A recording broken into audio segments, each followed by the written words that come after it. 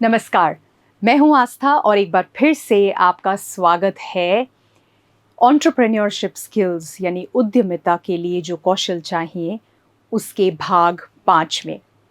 तो अब तक हमने उद्यमिता के बारे में समझा, एक उद्यमी क्या-क्या करता है, क्या-क्या स्टेजेस हैं उसके बारे में समझा, उसका इम्पैक्ट, उसका असर पूरे समाज पर क्या होता है, लोगों की ज़िंदगियों पर क्या होता है जब एक उद्यमी एक व्यवसाय लेकर आता है।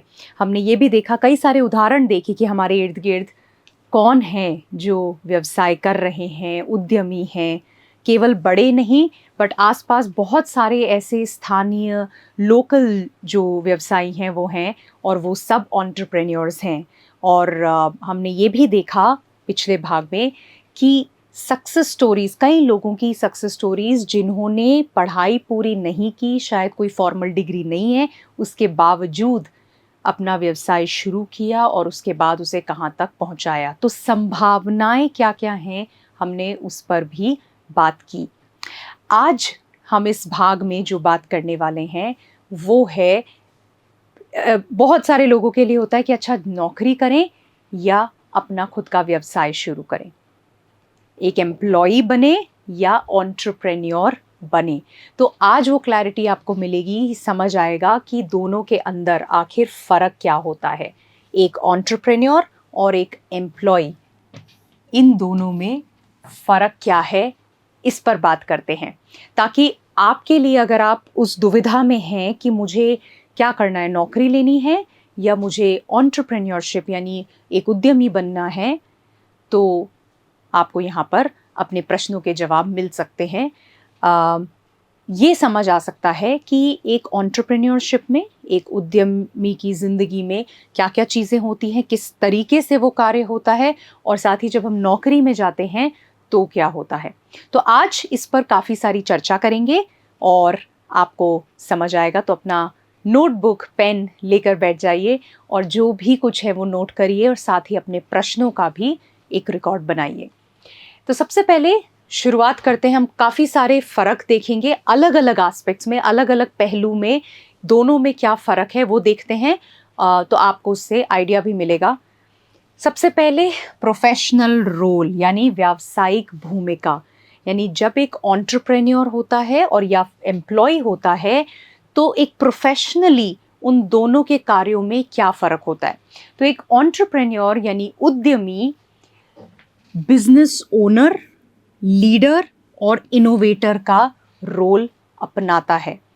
इसका क्या मतलब हुआ? इसका मतलब ये हुआ कि केवल एक हिस्से में या एक रोल में उनका कार्य नहीं होता है।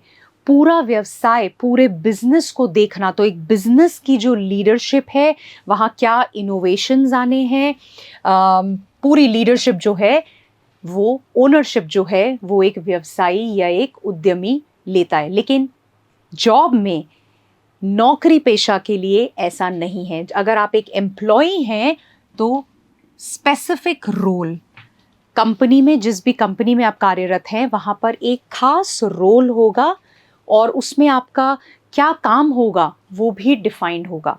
अच्छा, अगर मैं सेल्स एग्जीक्यूटिव हूँ तो मेरा काम ये है कि जो लोग आ रहे हैं मुझे उनको, मान लीजिए रियल एस्टेट है, मुझे उनको साइट दिखानी है, उसके बाद में उनको अच्छे से ट्रीट करना है, उनकी जो क्वेश्चंस हैं, जो प्रश्न हैं वो जवाब देने हैं उनके, और उनको पूरा सेटिस्फाई करके भेजना है। उसके बाद 4 दिन बाद मुझे उनसे फॉलो अप करना है और आगे कुछ भी, जो भी सपोर्ट करना है, उस डील को क्लोज करना है। अब और भी बहुत सारे कार्य उसमें, उस बिजनेस में, उस कंपनी में हो रहे हैं, लेकिन वो आपकी जिम्मेदारी नहीं है।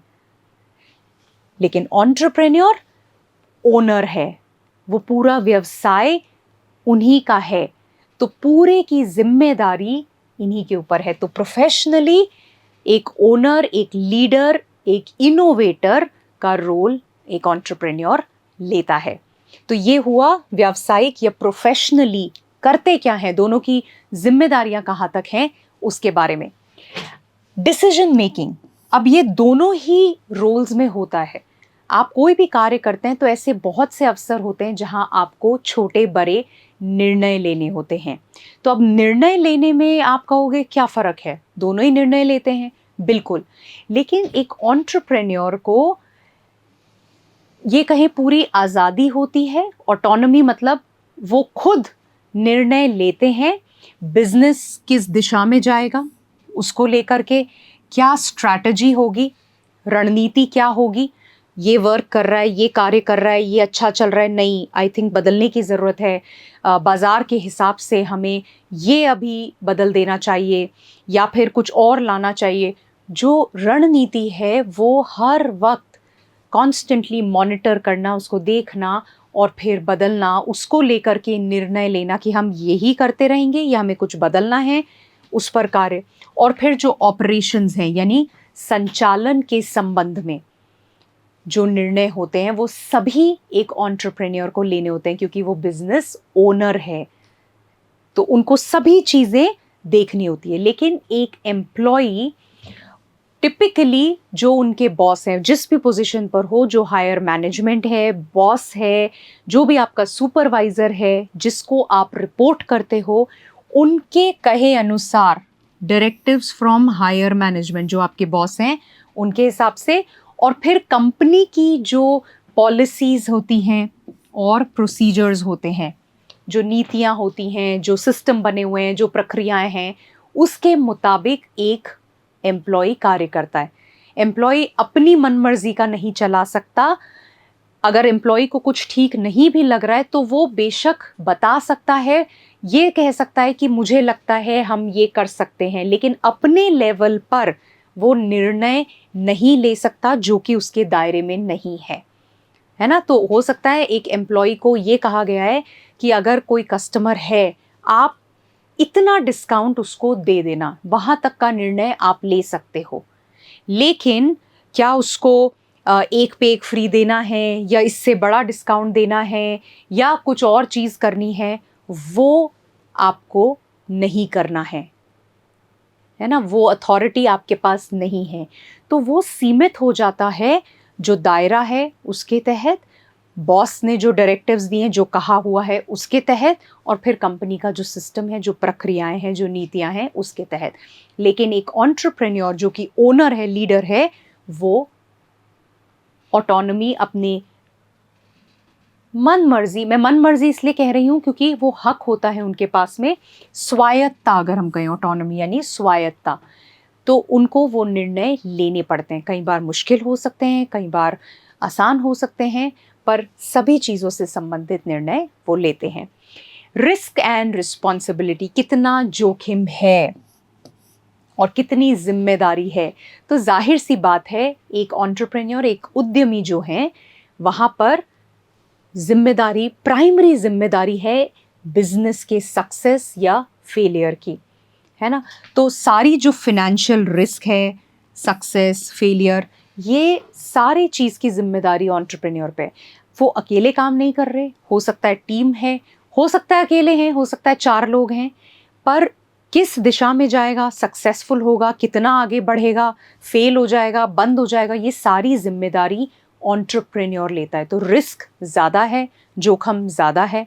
लेकिन एक एम्प्लॉय, वो जो भी कार्य उस एम्प्लॉय को दिए गए हैं वहाँ तक की रिस्क हो सकता है उसकी है, लेकिन जो बड़े लेवल पर रिस्क है, फिनेंशियल रिस्क है, डायरेक्टली वो जिम्मेदारी एम्प्लॉय की नहीं होगी।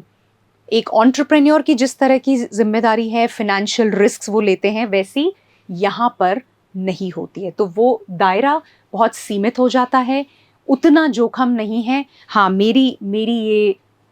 मेरा स्कोप ये है, ये मेरा कार्य है, ये मेरा रोल है, उसमें जो रिस्क है, उसमें जो जोखिम है, जो एक एंटरप्रेन्योर से काफ़ी कम होगी। तो रिस्क और रिस्पॉन्सिबिलिटी भी बहुत अलग अलग है। अब आ जाते हैं इनकम पोटेंशियल। अब ये जो है आय कितनी हो सकती है, ये रिलेटेड है, ये जुड़ी हुई है जोखिम से, है ना। जितना ज़्यादा जोखिम ले सकते हैं उतनी ज़्यादा संभावना है प्रॉफिट की, है ना। तो एक एंटरप्रेन्योर के पास अनलिमिटेड इनकम पोटेंशियल है, यानी आय की संभावना असीमित है ना। और सीधे तौर पर ये जुड़ी हुई है व्यवसाय के सक्सेस और ग्रोथ से, यानी सफलता और वृद्धि से, क्योंकि जितना ज़्यादा जोखिम उतना ज़्यादा आय, उतनी ज़्यादा तरीके हैं क्या क्या तरीक़ों से आय में वृद्धि की जा सकती है, और फिर बिज़नेस उतना ही बढ़ेगा, उतना ही सक्सेसफुल होगा, उतना विस्तार हो सकता है। लेकिन एक एम्प्लॉय, उनकी जो इनकम है, उनकी जो आय है, वो टिपिकली फिक्स्ड होती है। हाँ, उसमें कोई वेरिएबल हो सकता है कंपोनेंट कि आपने इतनी सेल्स करी तो आपकी फिक्स्ड जो सैलरी है, जो आपको हर महीना मिलेगी, उसके साथ हम ये इतना और देंगे, वो हो सकता है। लेकिन मोटा मोटा वो तय होती है, फिक्स्ड होती है। और बढ़ने के जो स्कोप है, बढ़ते हैं, इंक्रीमेंट मिलते हैं महीने में, साल में, 6 महीने में, जो भी तरीका है, पर वो इतना नहीं होता, असीमित संभावना नहीं होती है। पता है कुछ % से वो बढ़ सकता है, लेकिन यहाँ अनलिमिटेड पोटेंशियल है, क्योंकि रिस्क भी उतनी है, क्योंकि जिम्मेदारी एंटरप्रेन्योर की है। उसी तरह वर्क स्केड्यूल, कार्य सूची। तो अगर एंटरप्रेन्योर को देखें तो खास तौर पे जब शुरू हुआ है व्यवसाय, जो शुरू की स्टेज होती है, उस वक्त बहुत लंबे वर्क आवर्स होते हैं, इर्रेगुलर होता है। मतलब आप कह नहीं सकते हो कि हाँ 2 घंटे ही काम होना है, या 5 घंटे होना है, या 6 घंटे बाद में एकदम फ्री हूँ। नहीं, क्योंकि पूरी जिम्मेदारी आपकी है, जोखिम ज़्यादा है, कई सारे निर्णय लेने हैं, हर चीज़ को देखना, ये सब उस उद्यमी, उस व्यवसायी, उस एंटरप्रेन्योर की जिम्मेदारी है। तो आप कई बार डिफाइन नहीं कर पाते हो कि इतने ही घंटे काम होगा, उसके बाद मैं तो नहीं करूँगा, नहीं। लेकिन साथ ही आप ये भी कह सकते हो कि हाँ, फ्लेक्सिबिलिटी भी आ जाती है, उस पर भी हम बात करेंगे। लेकिन अगर हम एम्प्लॉय की तरफ चलें, तो यहाँ पर टिपिकली वर्क स्केड्यूल, कार्य सूची फिक्स्ड होती है। उन्हें पता है मुझे इतने घंटे काम करना है ना? तो सेट वर्क स्केड्यूल होता है, जो कि यहाँ पर इर्रेगुलर होता है, पता नहीं। और उसके बाद में कंपनी ने, जो बॉस हैं, जो कंपनी है, उन्होंने बता दिया है भाई इतने घंटे काम करना होगा। वर्किंग आवर्स ये रहेंगे, मान लीजिए सुबह 9 बजे आना है, शाम को आप 6 बजे जा सकते हैं, जहाँ तक है। और कभी कभी हो सकता है आपको ज़्यादा काम करना पड़े, डिपेंड करता है, जब ज़्यादा आगे ओवर टाइम हो जाता है। पर पता है कि ये सीमित घंटे हैं, उसके बाद मेरी जिम्मेदारी नहीं है, मैं कट कर सकता हूँ, लेकिन यहाँ नहीं। तो ये भी एक बहुत बड़ा फ़र्क है, क्योंकि ये मेरा बिजनेस है, मैं ओनर हूँ। जॉब सिक्योरिटी अगर बात करें, तो एंटरप्रेन्योर डिपेंड कर रहा है बिजनेस के, व्यवसाय के सक्सेस, उसके सफल होने पे या विफल होने पे, है ना? और काफ़ी वेरिएबल, जिसे हम बोलते हैं ना, परिवर्तनशील हो सकती है, क्योंकि मैं बिजनेस में रहूँगा या रहूँगी या नहीं, ये इसी पर निर्भर करेगा। और ये फिक्स्ड नहीं है, ये फिक्स्ड नहीं है। बिजनेस कैसा चल रहा है, तो इसीलिए जोखिम ज़्यादा है, इसीलिए कार्य ज़्यादा है, इसीलिए कितने घंटे हैं पता नहीं। जिम्मेदारी है यहाँ पर कि उसको सफल बनाना है, उसको आगे बढ़ाना है, उसके लिए कई चीज़ें हैं जिन पर ध्यान देना है, निर्णय लेने हैं। लेकिन एक एम्प्लॉय के लिए जॉब सिक्योरिटी या नौकरी की सुरक्षा ज़्यादा होती है। ऐसा नहीं है कि नौकरी में आप कुछ भी कर रहे हो, आपकी सिक्योरिटी है, आपको निकाला नहीं जाएगा, नहीं। अगर आप कार्य कर रहे हो, जो आपका टास्क है, आपके टारगेट हैं, आपसे जो अपेक्षाएं हैं, आप उन पर खरा उतर रहे हैं, अच्छा परफॉर्म कर रहे हैं, कंपनी कहीं बंद ना हो रही हो, कंपनी भी चल रही है अच्छे से, तो आपका जॉब सिक्योर है। तो ज़्यादा स्टेबिलिटी है यहाँ पर, है ना? और सुरक्षा ज़्यादा है नौकरी की। उसके बाद स्किल्स एंड डेवलपमेंट, यानी कि कौशल का विकास। अब एक एंटरप्रेन्योर और एक एम्प्लॉय को कितना कौशल या किस किस क्षेत्र में अपने कौशल का विकास करना है, वो भी बहुत अलग है, क्योंकि एक एंटरप्रेन्योर को बहुत सारा स्किल सेट चाहिए। आगे हम इस पर बात भी करेंगे कि एक एंटरप्रेन्योर, एक उद्यमी के लिए कौन कौन सी वो गुण हैं, कौन सी ट्रेट्स हैं, कौन सी क्वालिटीज़ हैं, कैरेक्टरिस्टिक्स हैं जो उनमें होने चाहिए, जिससे वो व्यवसाय को सफलता की ओर ले जाएंगे। लेकिन वो बहुत ही डाइवर्स स्किल सेट है ना? और जिसमें कि कई चीज़ें आती है, लीडरशिप, क्योंकि उनको लीड करना है, भले ही और लोग होंगे, पर किस दिशा में, किस तरह से वो बिजनेस जाएगा, वो लीडरशिप। प्रॉब्लम सॉल्विंग यानी कि समस्या का समाधान करने का कौशल, वो बहुत ज़रूरी है, क्योंकि हर दिन जब आप व्यवसाय को शुरू करते हैं एक नई समस्या उत्पन्न होती है, क्योंकि आप भी करते करते ही आगे बढ़ रहे हैं। सेट नहीं है वो, आप उसे बिल्ड कर रहे हैं, बढ़ा रहे हैं। तो कई समस्याएं आएंगी, तो समस्या को सुलझाना, उसको देख पाना, सुलझाना, वो क्षमता, वो कौशल। साथ ही एंटरप्रेन्योरियल माइंडसेट यानी वो मानसिकता, उद्यमशीलता वाली मानसिकता, क्योंकि एक बहुत ही अलग मानसिकता होती है, आगे आगे हम उस पर भी बात करेंगे, पर वो मानसिकता भी होनी चाहिए और वो भी सीखी जा सकती है, बिल्ड की जा सकती है ना। Opportunities for continuous learning and skill development are abundant. बहुत बहुत संभावनाएं, बहुत सारे अवसर हैं जहां आप आगे सीख सकते हैं, ग्रो कर सकते हैं, बढ़ सकते हैं एक एंटरप्रेन्योर के लिए। क्या कमी है, ये स्किल ले लो, ये कम है, ये कौशल का विकास कर लो। और भी चीज़ें कर सकते हैं, बिजनेस से लेकर के, पर्सनल स्किल से लेकर के। अब एक जो एम्प्लॉय है, उनके लिए उनका जो ऑर्गेनाइजेशन का, कंपनी का पूरा ध्यान केंद्रित होता है इस चीज़ पर कि स्पेसिफिक जॉब रिलेटेड स्किल्स, मतलब उनकी जो एरिया है, जिस चीज़ के लिए उनको नौकरी पर रखा गया है, उसके अंदर उससे संबंधित जो कौशल है उसको आगे बढ़ाने के लिए काम किया जाता है। मतलब कोई अगर उनको ट्रेनिंग भी दिलाई जा रही है या उस पर भी वो खर्चा करते हैं, तो वो उनके जॉब से रिलेटेड स्किल्स होते हैं, है ना। और फिर उसमें आगे बढ़ने की संभावना क्या है, कंपनी के अंदर जैसा मैं परफॉर्म कर रही हूँ, अपेक्षाओं पे जितना खरा उतर रही हूँ, सीख रही हूँ, उस कौशल का विकास कर रही हूँ, आगे बढ़ रही हूँ, अच्छा परफॉर्म कर रही हूँ, तो संभावनाएं हैं कि मैं उस एरिया में आगे बढ़ती चली जाऊंगी। पर वो मेरी एक दिशा होगी। अगर मैं फिनेंस में हूँ तो फिर फिनेंस में हो सकता है मैंने इनिशियल शुरू किया, फिर और कौशल का विकास हुआ, फिर मैंने कुछ और सीखा, फिर मैं आगे बढ़ी, प्रमोशन हुआ, मैं उसी में बढ़ते बढ़ते आगे जा रही हूँ। फिर मैं मार्केटिंग का काम नहीं कर रही, मैं सेल्स का नहीं कर रही, ऑपरेशंस नहीं देख रही हूँ। लेकिन एक एंटरप्रेन्योर के लिए सभी स्किल्स ज़रूरी हैं, बहुत वाइड स्किल्स हैं, सीखने की संभावनाएं असीम है और ज़रूरी भी है।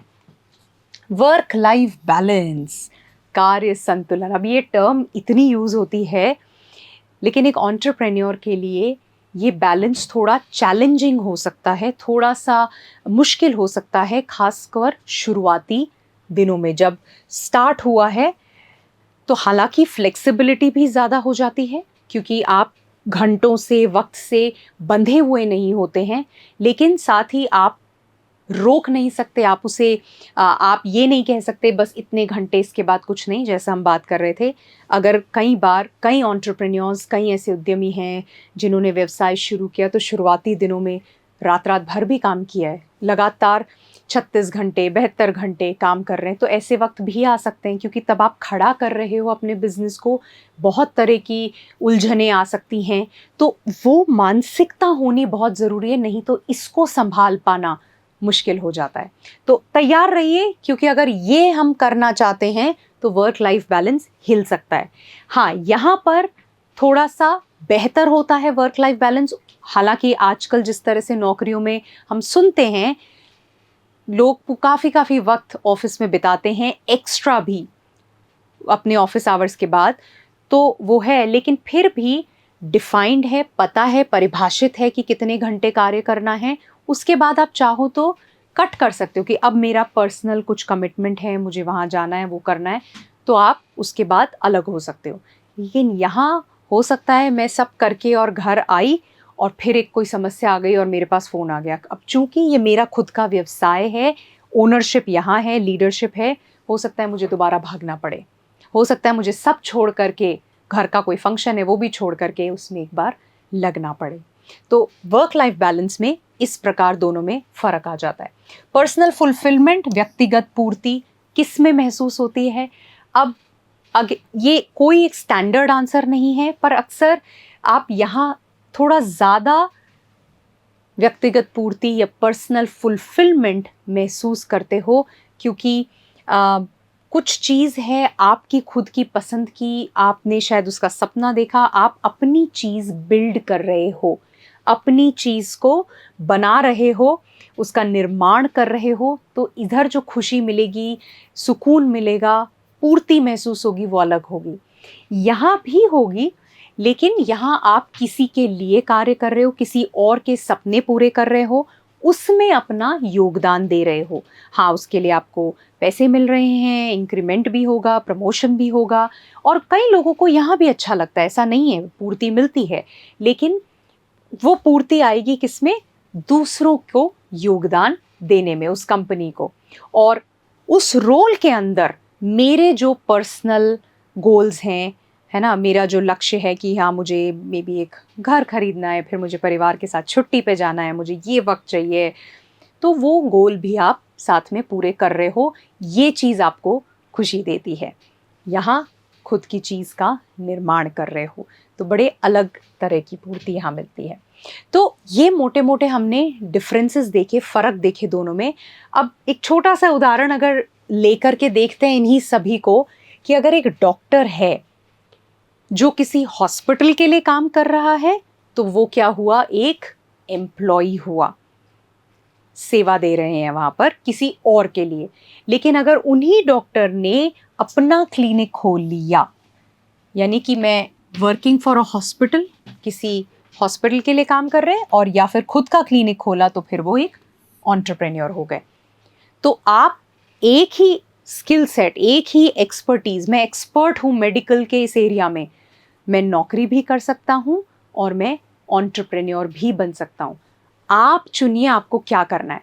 अब ये देखते हैं कि अगर ये डॉक्टर हॉस्पिटल में यानी एम्प्लॉय बनते हैं तो, और अगर ये एंटरप्रेन्योर बनते हैं तो क्या। तो अगर आप देखोगे तो हमने जिन जिन एस्पेक्ट्स की बात की, हमने देखा कि जहाँ जहाँ फ़र्क है इन दोनों के अंदर, तो जैसे ही वो एंटरप्रेन्योर हैं तो सारे डिसीजन, सारी चीज़ें कि किस तरह से मेरा क्लिनिक होगा, क्या क्या चीज़ें होंगी, सेटअप होगा, क्या लगाना है, कैसे बिल्ड करना है, किधर होगा, ये सारे निर्णय लेने होंगे। यहाँ पर जिस हॉस्पिटल को ज्वाइन किया, वहाँ जाना है, मुझे अपना केबिन मिल जाएगा, मुझे मरीज़ देखने हैं, मेरे इस तरीके से मुझे काम करना है, तो उस हिसाब से जो मेरी भूमिका है वो बहुत अलग अलग हो जाती है। उसी तरह निर्णय बदल जाएंगे, जैसे हमने बात की, तो जब मेरा क्लिनिक है तो मुझे बहुत सारे निर्णय लेने होंगे। ऑपरेशंस रोज़ कैसे होंगे, मतलब कि कौन ध्यान रखेगा, पहले कोई आएगा तो रिसेप्शन पे तुम्हारा ये काम है, फिर तुम अटेंड करोगे, फिर एक नर्स चाहिए, है ना, और कितनी देर पेशेंट्स को बिठाना है। अच्छा, अब पेशेंट्स बढ़ने लगे हैं तो फिर मुझे और चाहिए, अब ये लग रहा है कि नहीं, एक और क्लिनिक खोला जाना चाहिए, तो ये स्ट्रैटेजी का पार्ट हो गया, रणनीति का पार्ट हो गया। लेकिन एक एम्प्लॉई है, वो वहाँ क्लिनिक में है, उसको जो इंस्ट्रक्शंस मिले हुए हैं, आप ये फ़ीस लेंगे, इस तरह से देखेंगे, अगर कोई टेस्ट हैं तो ऐसे रेकमेंड करेंगे, वो सब निर्धारित होता है। तो निर्णय भी बदल जाते हैं कि कितने निर्णय लेने, कहाँ लेने हैं। उसके बाद में रिस्क रिस्पॉन्सिबिलिटी बिल्कुल अलग है, क्योंकि यहाँ हॉस्पिटल में वो काम कर रहे हैं डॉक्टर, जोखिम बहुत लिमिटेड है, जिम्मेदारी वहीं तक सीमित है ना, कि अच्छा ट्रीटमेंट देना है, अच्छे से उस पेशेंट को हैंडल करना है। खुद का क्लिनिक है तो सारी जिम्मेदारी मेरी है। वो क्लिनिक कितना बढ़िया चलेगा, कितना सक्सेसफुल होगा, उसके लिए क्या चाहिए, मतलब किस लोकेशन में होगा, क्या लोगों को कैसे बताना है कि ये क्लिनिक है, यहाँ आइए, क्या कोई ऑफ़र रखना है, क्या मेरी यूएसपी क्या होगी, तो कई तरह की चीज़ें, वो सारे जिम्मेदारी, वो सारा जोखिम, क्योंकि आपने पैसा डाला, उस क्लिनिक को खड़ा किया, कई चीज़ें उसमें की, मशीन लगाई, जो भी कुछ है, तो वो उस डॉक्टर की जिम्मेदारी हो गई।